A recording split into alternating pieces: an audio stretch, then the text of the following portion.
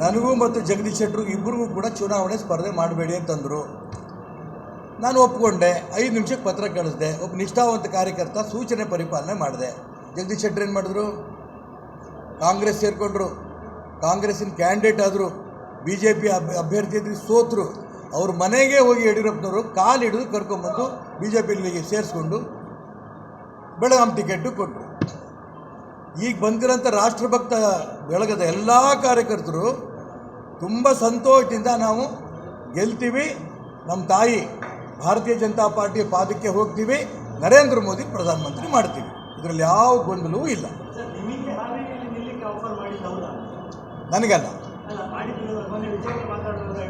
ವಿಜೇಂದ್ರ ಬಾಯಿ ಬಂದ ಮಾತಾಡ್ತೇನೆ. ಅವನು ರಾಜ್ಯದ ಅಧ್ಯಕ್ಷ ಆಗಕ್ಕೆ ಅಯೋಗ್ಯ, ಏನು ಬೇಕಾದ್ರೂ ಹೇಳ್ತಾನೆ. ಯಡಿಯೂರಪ್ಪನವರು ಅವ್ರ ಅಪ್ಪ ಹೇಳಿದ್ದು, ವಿಜೇಂದ್ರ ಅಲ್ಲ, ವಿಜೇಂದ್ರನ ಕೇಳೋಕ್ಕೂ ಹೋಗಿಲ್ಲ.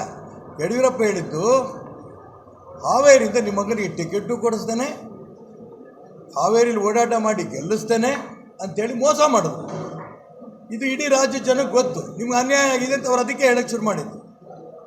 ವಿಜೇಂದ್ರ ಕಳೆದ ಚುನಾವಣೆಯ ಸೀಟ್ ಅನೌನ್ಸ್ ಆಗೋಕ್ಕಿಂತ 2 ದಿನ ಮುಂಚೆ ದೇವರಾಣೆ ನಿಮ್ಮ ಮಗನಿಗೆ ಸಿಗತ್ತೆ ಆಣೆ ಮಾಡಿ ಹೇಳಿದ್ರು ಅಣ್ಣ ತಮ್ಮ ಇಬ್ಬರು, ರಾಘವೇಂದ್ರ ಮತ್ತು ವಿಜೇಂದ್ರ. ಮೋಸಗಾರರು ಬಿಡಿ, ನಾನು ಅದ್ರ ಬಗ್ಗೆ ಹೆಚ್ಚಿಗೆ ಹೇಳಕ್ಕೆ ಹೋಗಲ್ಲ. ನನ್ನ ಹತ್ರ ಕೇಳೂ ಇಲ್ಲ, ನಾನು ಮಾತಾಡೂ ಇಲ್ಲ. ನನ್ನ ಮಗನಿಗೆ ಅವ್ರು ಮಾತಾಡಿದ್ದಾರೆ.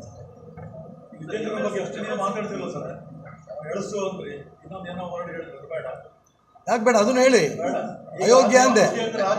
ಹಾಂ ಹಾಂ ಹೌದು ಮರಿರಾಜ ಹುಲಿ ಎಂಟ್ರಿ ಆಯಿತು, ಕಾಂಗ್ರೆಸ್ನಲ್ಲಿ ಚಳಿಜ್ವರ ಶುರುವಾಗಿದೆ. ಹೌದು, ಇನ್ನೇನಿದ್ರು ಮರಿರಾಜ ಹುಲಿ ಯುಗ ಆರಂಭ. ಆದರೆ ಆ ಮರಿರಾಜ ನಾಯಿ ಕುನ್ನಿಗಿಂತನೂ ಕಡಿಮೆ ತನ್ನ ಯೋಗ್ಯತೆ ತೋರಿಸ್ಬಿಟ್ರು.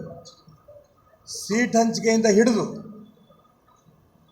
ಏಕೆಂತಂದರೆ ನನಗೆ ಅವತ್ತು ನಿಜಕ್ಕೂ ಕೂಡ ಇಷ್ಟರ ಮಟ್ಟಿಗೆ ಈ ನಮ್ಮ ಸೈನ್ಯ ಇದೆಯಲ್ಲ, CT ರವಿಯಿಂದ ಹಿಡಿದು, ಪ್ರತಾಪ್ ಸಿಂಹನಿಂದ ಹಿಡಿದು, ಸದಾನಂದ ಗೌಡದ ಹಿಡಿದು, ನಮ್ಮ ಅನಂತಕುಮಾರ್ ಹೆಗಡೆ, ಇವರೆಲ್ಲರೂ ಇಷ್ಟು ದ್ರೋಹ ಮಾಡ್ತಾರೆ ಅಂತ ಅಂದ್ಕೊಂಡಿರಲಿಲ್ಲ.